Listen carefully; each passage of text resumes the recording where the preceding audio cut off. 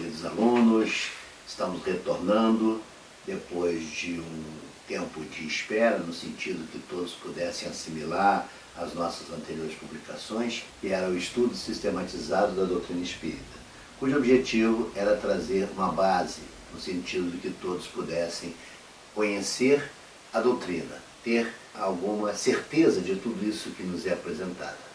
E hoje, diante de uma série de confusões que assistimos, alguns apropriando-se da expressão espírita, quando na verdade são espiritualistas, né?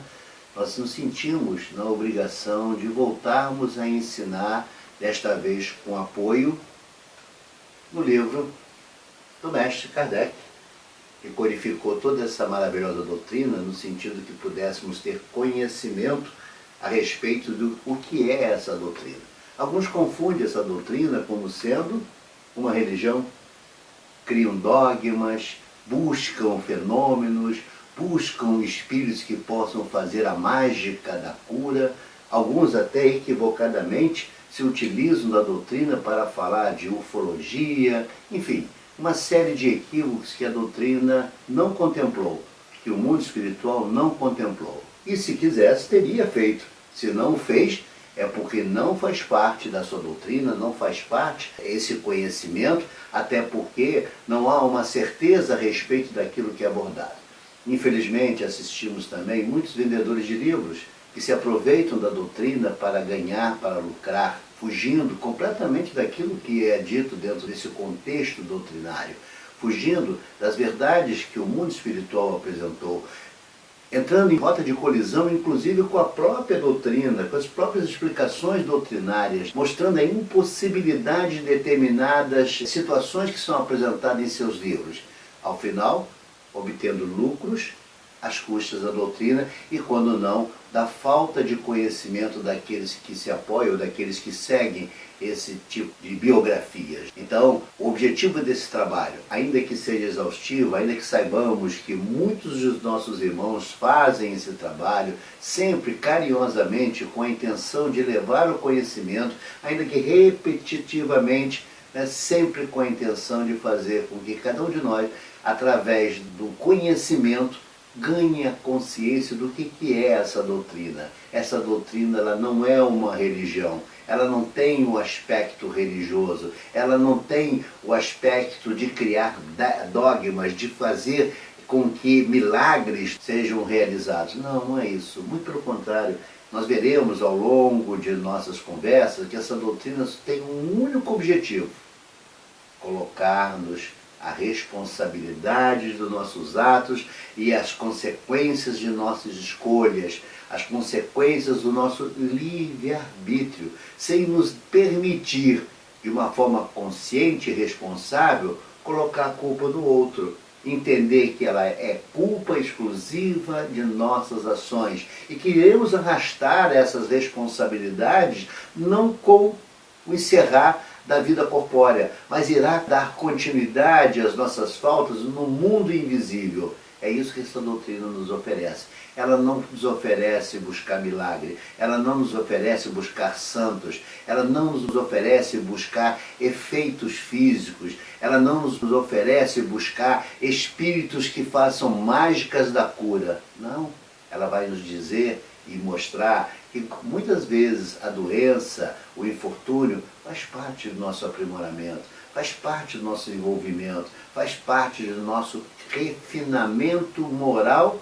e espiritual. É isso que ela se presta à doutrina, e não para aquilo que muitas das vezes assistimos equivocadamente, alguns núcleos, alguns indivíduos se valendo da doutrina, colocando em erro, em equívoco, os nossos irmãos que pela falta de conhecimento, ou pela falta de informações, acreditam nessa inverdade. Esse é o propósito da doutrina espírita e esse é o trabalho que nós vamos desenvolver a partir de agora. Fizemos no início o estudo sistematizado da doutrina espírita e agora vamos abordar com maior profundidade o livro propriamente dito. Não que lá não tivesse o apoio da doutrina, muito ao contrário. Todo o estudo que lá foi feito está com base e com apoio no livro dos Espíritos. Agora vamos estudar esse livro com maior profundidade, mas não com aquela intenção de pergunta e resposta, que se torna cansativo.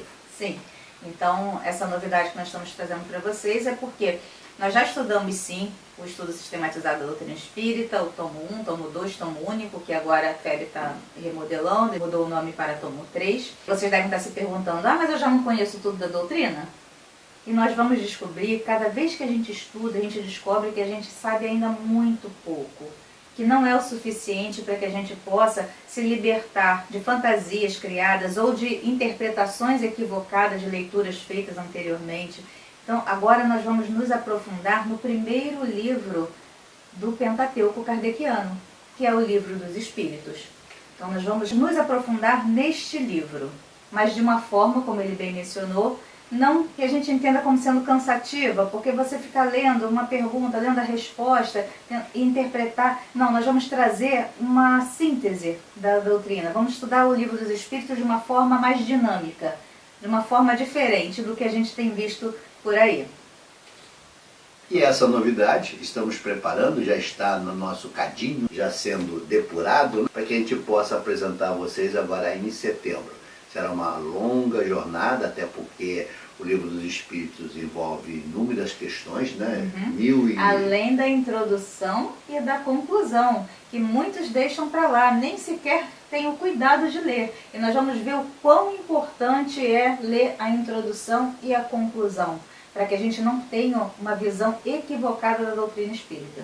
Aliás, vamos dizer, com todo respeito do conteúdo da obra, mas tamanha a importância da introdução e da conclusão, que nós diríamos, para que você entenda a doutrina e não cometa equívoco, bastasse a leitura de ambos os títulos que estou fornecendo, a introdução e a conclusão, e por si só bastaria na compreensão de o que é essa doutrina, o que ela te oferece, o que ela te convida, que portas que ela se propõe a abrir para aqueles que a compreendem. É isso que ela faz. Reforçando a ideia de que é importante estarmos estudando sempre, que não basta ler a codificação uma única vez, que a nossa capacidade de interpretar e de entender aqueles ensinamentos, ela vai se modificando à medida que nós vamos nos amadurecendo, à medida que nós vamos tendo outros conhecimentos para agregar ali. Então a gente vai vendo de uma forma diferente e até informações que passaram despercebidas em outra leitura, e agora nós ficamos mais atentos, com os olhares mais atentos, né?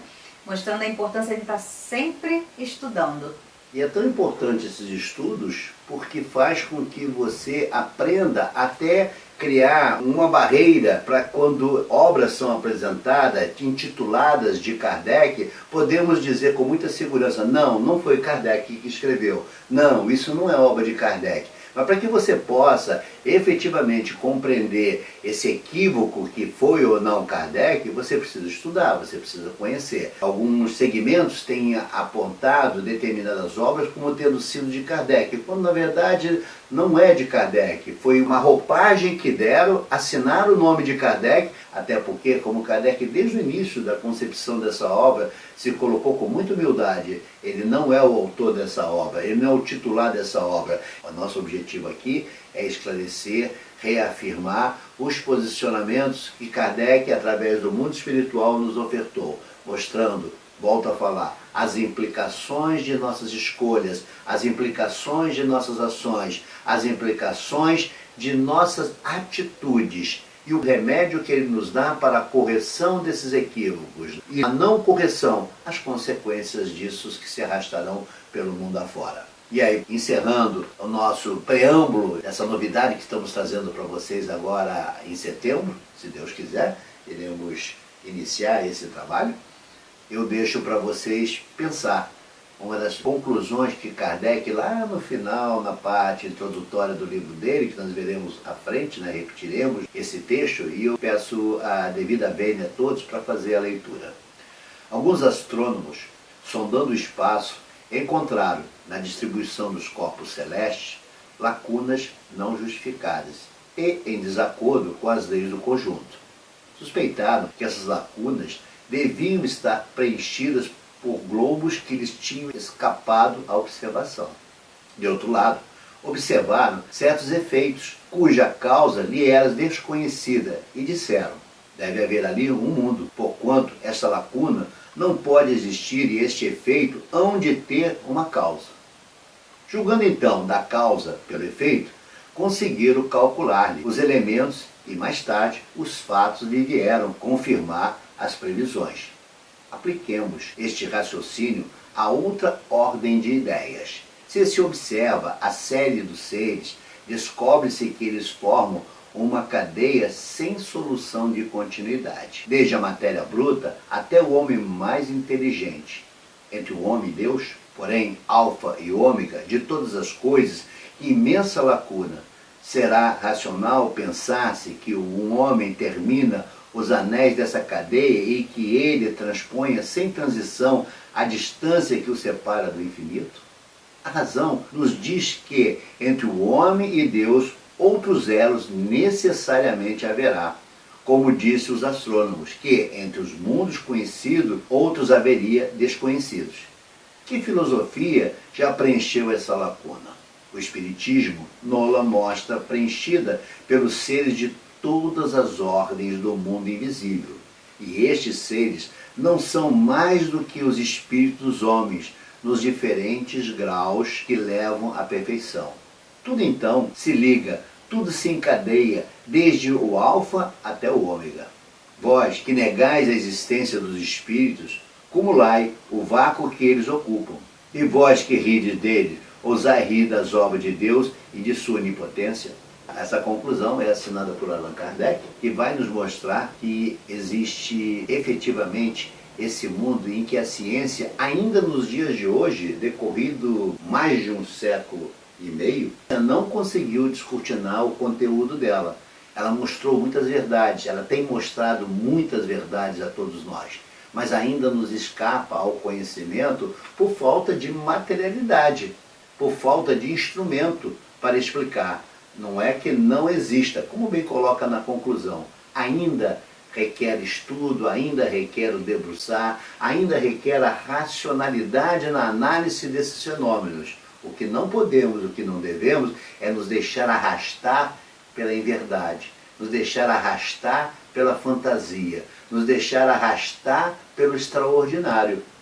Aliás, como sempre dissemos, o extraordinário é a minha incapacidade de compreender aquilo que é ordinário.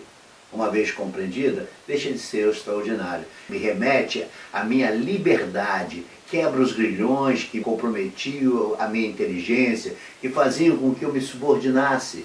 É isso que essa obra vai fazer. Então esperamos ver vocês em setembro, se Deus quiser, com o início do nosso trabalho, que é a parte introdutória desta obra fantástica que foi legada pelos Espíritos e codificada pelo nosso querido Allan Kardec.